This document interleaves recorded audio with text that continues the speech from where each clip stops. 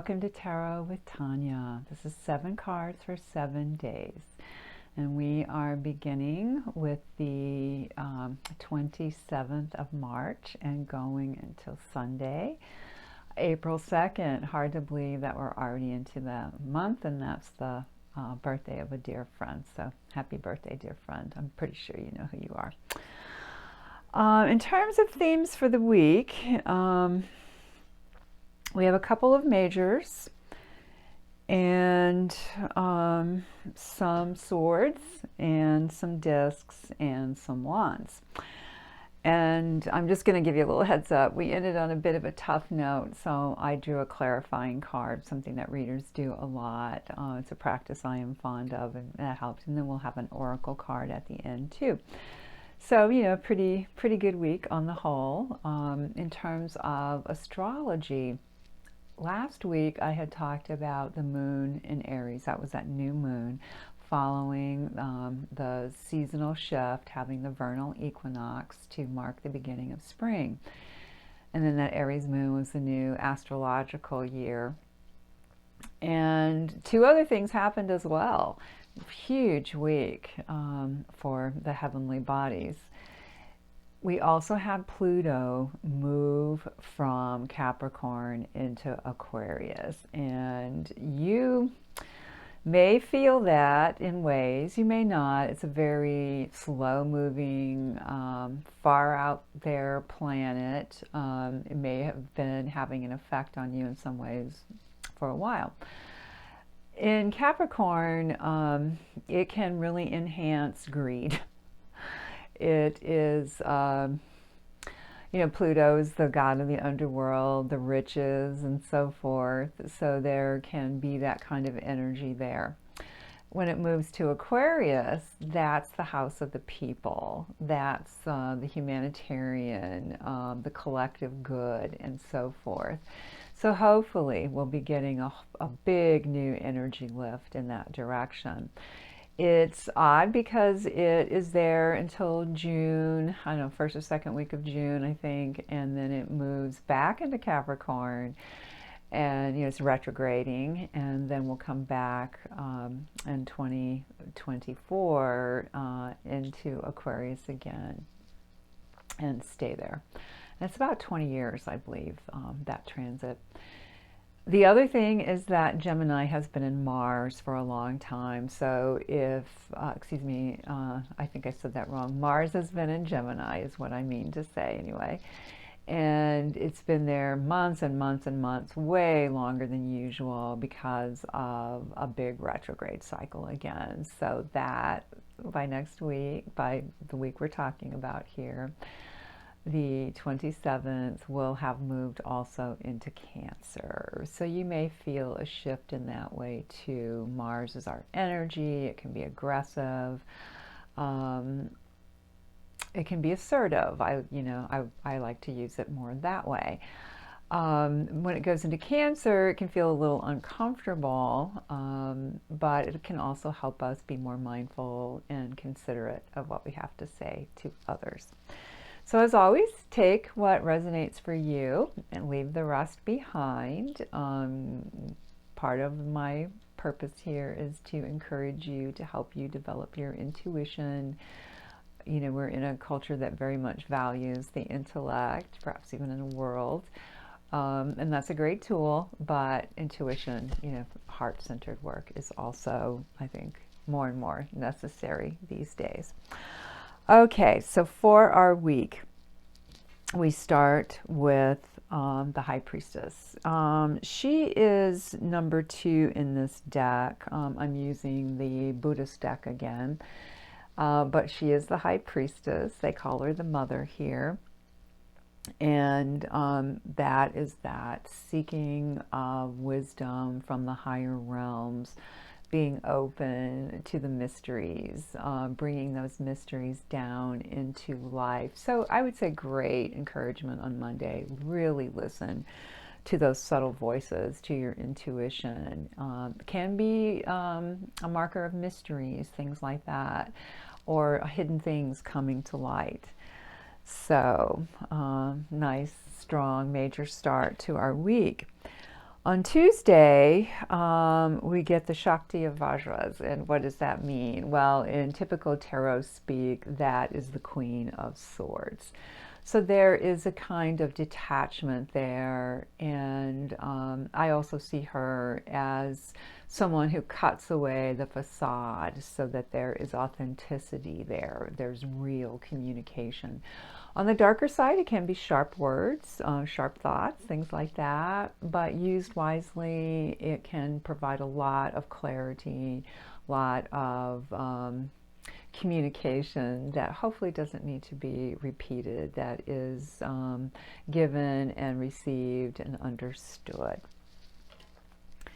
By Wednesday, we move into an earth energy. In this Buddhist deck, the earth energy is represented by the jewels. And here we have the 10 of jewels. And, you know, 10s are peak numbers. They end, you know, that energy, that 1 through 9. We come back in a way to the 1. We have the 0 behind it, so it's enhanced, it's amplified.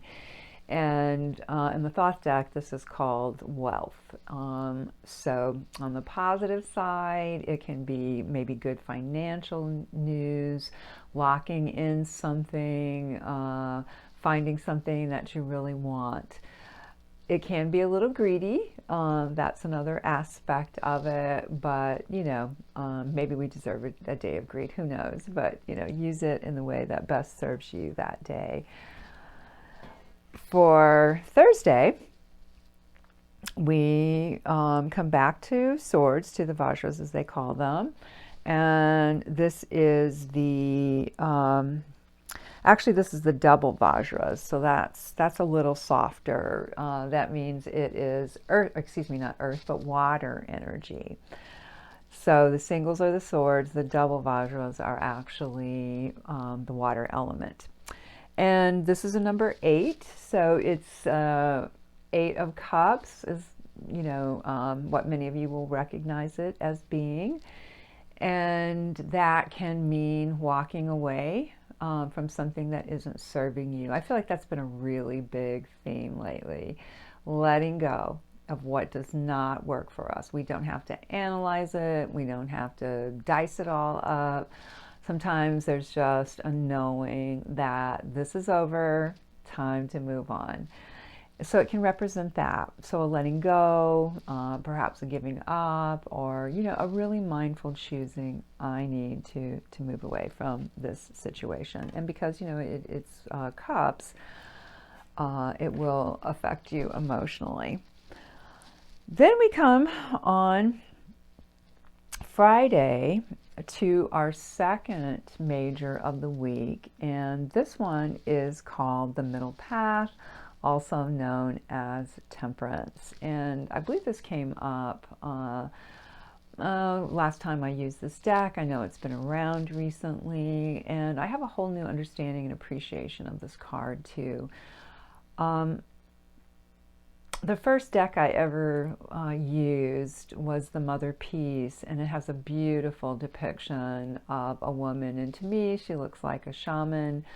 She's standing in a lagoon or by a lagoon and sort of taming the waves with her physical and emotional and bodily energy. It's just really an amazing image.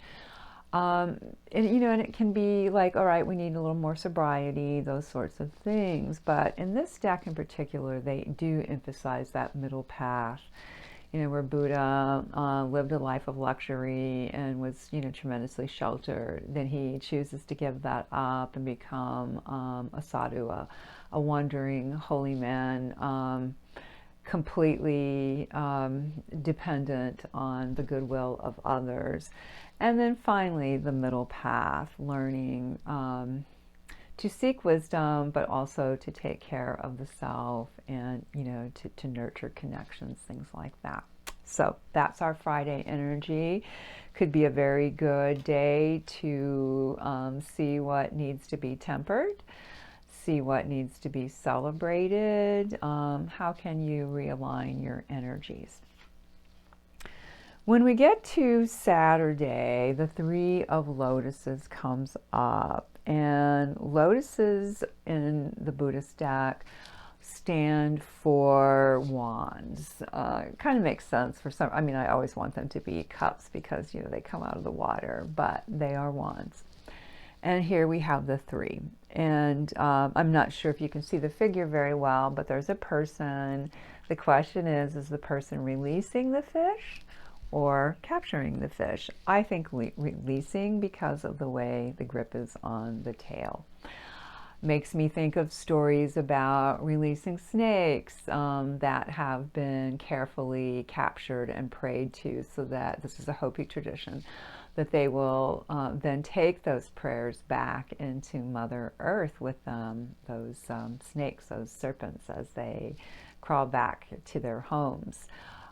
Here, perhaps there are wishes made. Often this card has the association of one ship is coming in, or one is waiting for one ship to come in. So I feel like there's a little bit of magic to that. The threes are great, harmonious numbers connected to abundance, community, sharing, celebrating, things like that. And then that wonderful wand, fiery energy.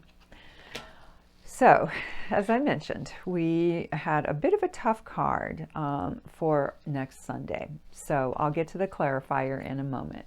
Here is the card. It is the Nine of Vajras, otherwise known as the Nine of Swords.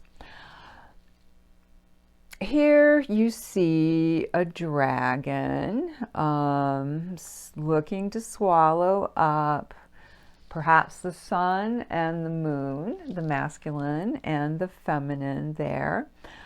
The card can depict nightmares, negative thoughts, cruelty against the self. So really doubting, really questioning, and using that, using that mental energy against the self. It is so hard, at least I feel, to use our thoughts positively, to have a positive use of imagination, and not to get into the negative beliefs and the self-criticisms, the things that probably others have criticized us for and we've absorbed, we've internalized. So to get away from that, you can reach into the hermit energy, be quiet, be still, listen to your inner self, appreciate who you are. Maybe make a list of what you love to do or what you love about yourself. You know, it's a good wake-up call to be kind to the self. So to help us with that, I did draw another card, and that turned out to be the Two of Lotuses. So we're back to that fiery energy. And to me, this is a card that's, it's connected to challenge in a way, but a challenge that you can have, that you are up for, a challenge between equals. They don't have to be opponents, they could even be partners. But, you know, to me, there's also courage in this card too. So look at how you're a partner to yourself, maybe. Ask yourself what feels challenging to you, and then, you know, maybe think up a few solutions. But this one to me is very encouraging to get into your spirit fire and believe in yourself. So, you know, basically a good week with a couple of majors that are encouraging again and supportive again of our intuition and our seeking our inner wisdom, that middle path. For our oracle card this week, I went back to the Winged Enchantment, and, you know, as I was, you know, praying, meditating for this reading, I saw a white bird, so I was curious to see what would come up. And I have to say, this one surprised me. It's the ostrich. Yes, kind of white, creamy, golden here. But I think it's the non-flying part that that kind of surprised me. So let's look in our little booklet here and see how it is described. I am ostrich, one of the great connector birds. I am the odd man out. I am acceptance. I am that which is not obvious. As an earthbound bird, I have a firmer grasp on what it takes to ground the world of spirit. And I think that's why it came to us. There's a lot of energy changing right now. The light quotient in humanity is getting higher, and it can throw us off balance. So I belong to both worlds at once, striking the balance, finding the harmony. If you have found me, it is time to bring those messages you hear, you intuit, you see, you recognize in some way, down to earth. No wisdom does service to the world if it is left to rattle around in your head. Some people fill up so much on spiritual knowledge they forget to share.